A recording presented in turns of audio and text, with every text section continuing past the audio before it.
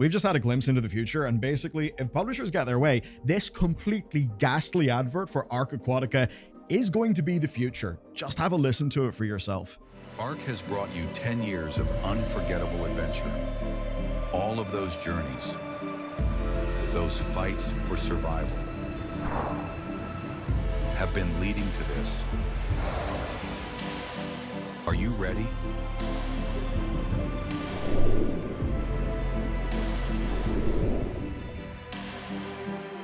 A whole new world is waiting.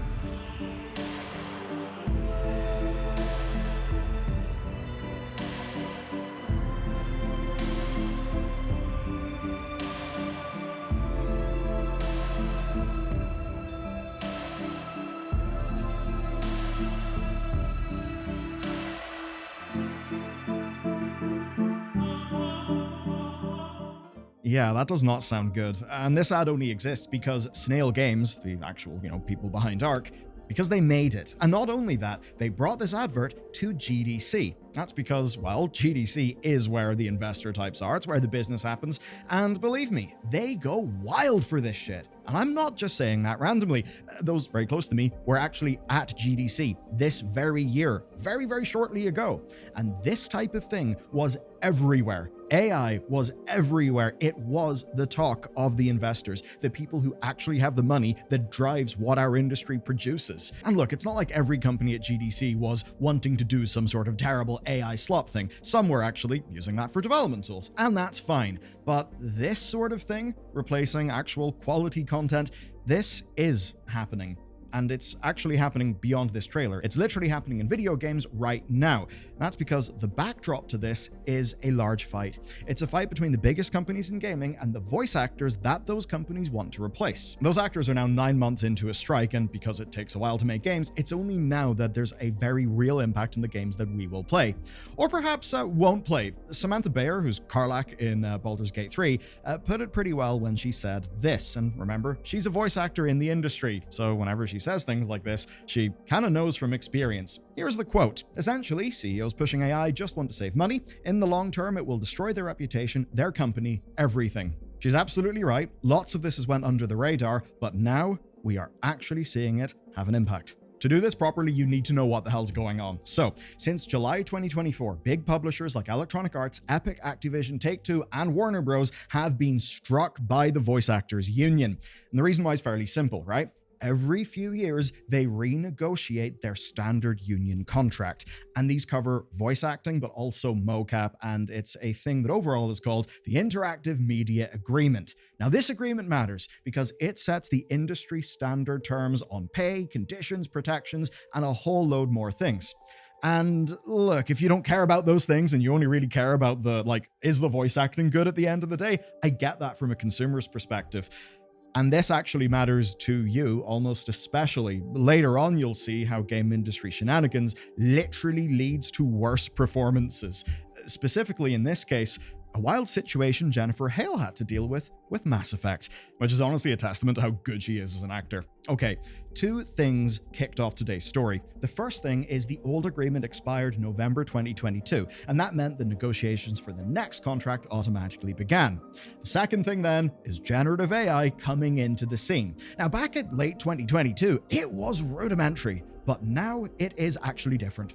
Performances can be cloned, and if the rate of progress is anything to go by, within a few years, they will be indistinguishable to the average person who doesn't know any better. I mean, even current ones can actually fool some people. And right now, there are 0 protections. So let's make this actually feel real with an actual example in a big game. And this is just one example. It's Call of Duty Black Ops 6. Because it was a game actually not impacted by the strike because the production of this game began under the old agreement. But of course, seeing everything, the actors wanted protections, right? Protections specifically about their voices being cloned. Activision refused to budge.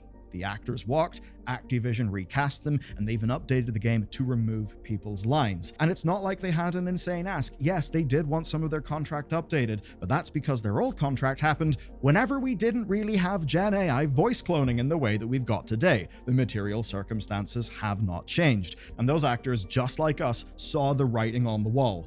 And do remember, this is the same Activision that has crammed Black Ops 6 full of AI art rewards and just other slop that we have covered on this channel. And I can't say I'm surprised at how this stuff's going, because if any side in this budges, it's going to set a precedent, and that will shape the future of voice and motion capture work in gaming literally for years to come, because it impacts the standard contract. This is existential to the people involved, and they are not close to the deal. Here's what the union just said.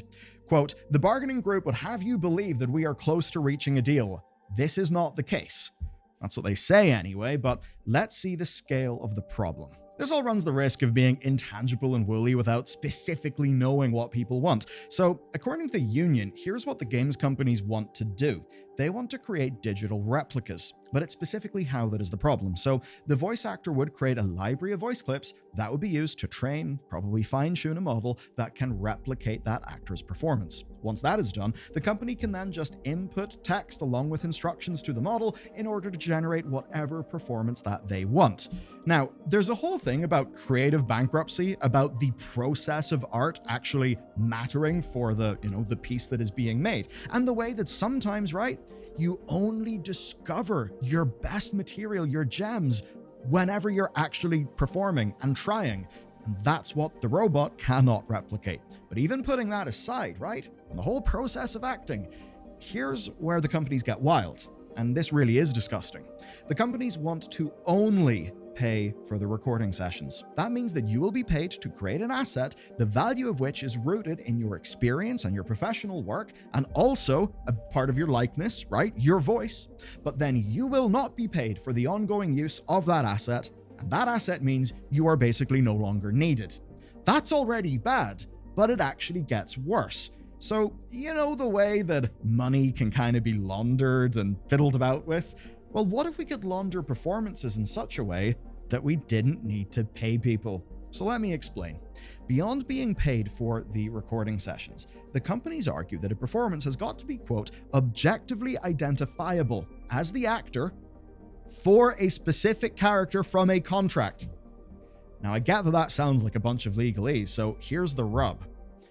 Whatever model they have based on your performance, they can then use that for whatever they want. And as long as it is not directly attributable to your contract and a character in the game, they won't see it as counting. You won't have to be paid.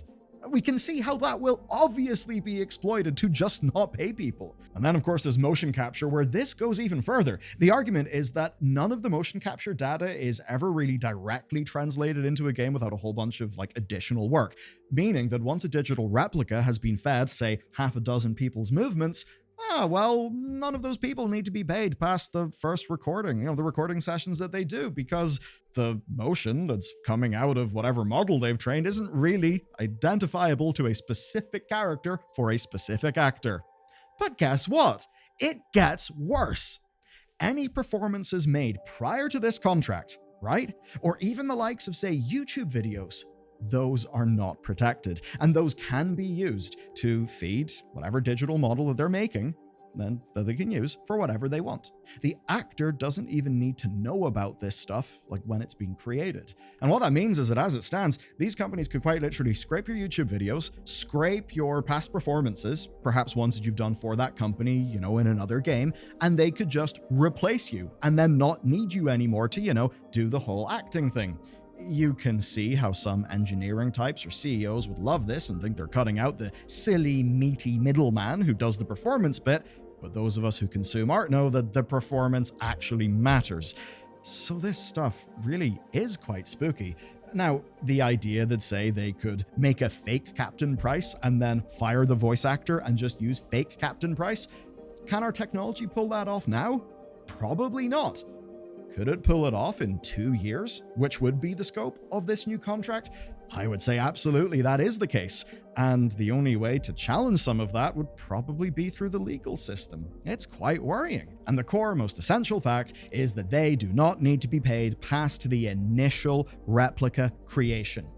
And if the company can just keep on using them, even if the union goes on strike again, well, no wonder the union will not budge. Because for the union, this is a humongous existential one-way door problem, where if it goes the wrong way, going back through that door and changing the terms of all of this is far, far harder. And that is why they are holding fast, and they do not want this precedent to be set. And it's very easy to say, oh yeah, well, you know what, unions Lamau. But, here's the thing. These performances actually matter to the art that we consume. They're actually goddamn important. And if everything is just spat out of a machine, even if it is a very good imitation, a very good fake, that's not going to be the real thing. So yes, it's properly spooky. And with that said, let's talk about the direct impact. The reason why you've probably not felt this strike is because whenever the last television and film strikes happened, it was an immediate impact. It meant no more actors or directors on marketing tours, and then movies and shows just felt really off for a while because they ended up making do with whatever they had done pre-strike. It was a shit show. It was bad for the stuff that we got. The companies, rather than wait and do it right, were perfectly happy to just feed us half-baked slop. Now, the game strike has got some more limitations. Of course, first, there's contracts signed under the previous terms effectively being grandfathered in, and because games take such a long time to make, that does mean the strike's impact has been kind of delayed. Until now. There is, say, the Call of Duty story. That's not specifically the strike, but it's deeply related. And then there's the case of Zenless Zone Zero, where, similar to the Call of Duty situation, actors found out that they'd been recast in their roles the same time that fans did, which is lovely. And what's wild is that these strikes do not require recasts. This literally does not need to happen. And that's because even if companies refuse to meet the new agreement terms, they can simply choose to respect their actors in ongoing contracts that they've already got. Other studios have done this. One example is Destiny 2. They launched a patch with a note that said that some voice lines wouldn't be present. Riot Games say that they're not recording any new VO in English at all until the strike is clear. And then Hideo Kojima said that their upcoming games, OD and Fizzant, they have had their motion capture, recording, and even casting suspended. I mean, in that case, it will actually impact when that game gets shipped and parts of how it'll be made. And in most of these cases, it's actors putting pressure on the companies by simply not taking roles on and kind of hoping that they will not be replaced. And when they do that, it's not them throwing their toys out of the pram. It is literally them foregoing being paid and doing their job and making a commitment to continue not doing their job because they are trying to band together to get reasonable protections as a group. And what does twist the knife here is that there are far, far better ways to handle this. There are companies who are being reasonable, and the way in which they're being reasonable proves that a lot of this stuff for the big companies is basically bullshit. If the new agreement is so onerous and unfair to companies that it really would damage their operations, how is it that the Guild says that 160 games have actually signed the new agreement? How can they do that while the largest companies can't? I mean, surely the smaller companies are the most at risk to, actors being more expensive or something. So clearly this new agreement is not too onerous, and even outside the US, this is still like a big deal because the US standards define what's seen as normal everywhere else. And yes, that's opinion or analysis, but it's actually substantiated. EA just found that out when the entire French cast of Apex Legends refused to sign, and they explicitly cited the publisher's AI model clause requirement, because it actually turns out Respawn had avoided it until then. But it seems that EA moved in and basically mandated that clause was in the new agreement. And that shows that EA are probably taking this seriously. I mean, if they were intent to fight the union as hard as they can, well, yeah, they would change an agreement that Respawn is doing. And there's further worldwide impact as well. People are spooked. It's even hit the likes of Supergiant, who are, of course, the Hades devs. Talking about all of this, the Athena voice actor said that they might be replaced because Supergiant wasn't signing an interim contract. Now, fans were pissed at Supergiant, and I can totally see why. Supergiant did have an answer. They said that they respected opinions, that they do not have AI plans, and that they do not plan on recasting. Certainly is good, but we should keep an eye on how that develops. They also pointed out, though, that they've never signed up for a Screen Actors Guild like union contract because most of their VO has actually been from their developers. I guess fair enough, it's a situation with a smaller company, but the point is that in this climate, I think we can understand actors being on edge. They literally are being replaced. That literally is the plan of these large companies. I mean, hey, they're even replacing in-game rewards that are supposed to be for you, the player, with AI slop. Of course they're going to do this to actors. And a part of why actors are on edge is because the games industry has a long history of being a mess. Time for the fun fact about Jennifer Hale that I mentioned earlier. Of course, she is the voice of Commander Shepard in Mass Effect, and it turns out she didn't see her lines at all before performing them. Yeah, she just turned up and spoke. No time for prep, no time for planning, no time for even studying a scene that she would have to deliver. That sucks for her own work conditions. I mean, as an actor, you will want to know what type of work you are going in to do. Is it going to be a bunch of grunting and moaning? Is it going to be a big, strong theatrical scene? What's it going to be? That's actually important for you as an actor. And it's important for you and me as customers, because if the actors can do insane things like know what scene they're doing so they can prepare for it, maybe we'll get better acting in our games. And shit like this sure does explain how video game voice acting can be so dodgy. Now, that's one example, and it is fairly innocuous compared to others, like some actors essentially having to do entire many-hour-long sessions of shouting and grunting. Now, that is a bit weird, but here's the deal. That shit hurts. Doing it for hours hurts. That can lead to injury that, if you're a voice actor, literally puts you out of work. I mean, hell, even in my own little scenario doing YouTube videos, I remember sometimes going so hard that I'd actually mess up stuff. And I couldn't record for a few days, which is obviously damaging to, well, everyone involved. That stuff actually is a problem, and companies, well, have a history of not caring about that, which ultimately does hurt us as consumers. Now, this new strike is certainly not the first. Back in 2016 to 17, we had a strike with the same companies. The union was fighting for better compensation, they failed on residuals, but they at least made it so that people would know what game they would be recording for when they go into a session. I'm not joking, that was actually a problem, which is wild. But this time it is truly existential. And the core thing that unifies all of us is that, be it buggy game releases, disrespectful business practices, monetization stuff that feels wrong, or this, it's all downstream of the same corporate decision-making, and that's hurting everybody. Actors, developers, customers, support staff, everyone. That's why we got to band together, and that is why I do support this strike, and I hope that they get protections against what these companies want to do. It's one of those cases where you can't trust the execs, and if you want to see another executive take on the little guys, check out this video on absolute friend of the show, Bobby Kotick, and his latest media tour.